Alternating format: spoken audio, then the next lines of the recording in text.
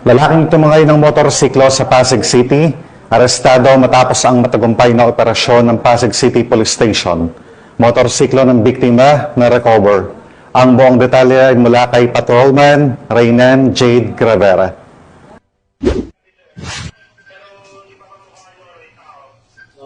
Ito lamang October 18, 2025, dakong alas 3 ng hapon, naaresto ang isang lalaki na sangkot sa kasong carnapping sa Pasig City. Ayon sa inisyal na investigasyon, namalayan ng biktima na nawawala ang kanyang motorsiklo na nakapark lamang sa harapan ng isang fast food sa may 5th Street, Barangay Santa Lucia, Pasig City.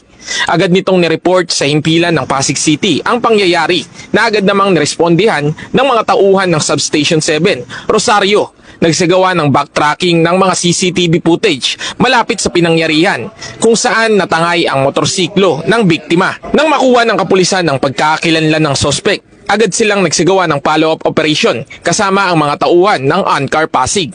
Agad silang nagtungo sa San Lorenzo Ruiz, Barangay San Juan, Taytay, Rizal, kung saan huling namataan ang sospek na kinilalang si alias Juanito. Naging matagumpay ang isinagawang operasyon na nagresulta sa pagkahuli ng sospek at na-recover din ang motorsiklo ng biktima. Salamat sa Police Pasig sa agarang paghuli sa mga ng ating sobrang sa agarang paghuli sa kanya. Maraming salamat po. Puto po ang salamat sa ating Police Pasig. Maraming salamat po. Mabuhay ang Police Pasig. Ang sospek ay nahaharap ngayon sa kasong paglabag sa RA 10883 o ang Anti-Carnapping Act of 2016 at pansamantala itong nakakulong sa Pasig City Custodial Facility. Mula dito sa Eastern Police District, ako po ang inyong PNN correspondent, Patrolman Reynan Jade Gravera, alagad ng batas, tagataguyod ng Balitang Pulis.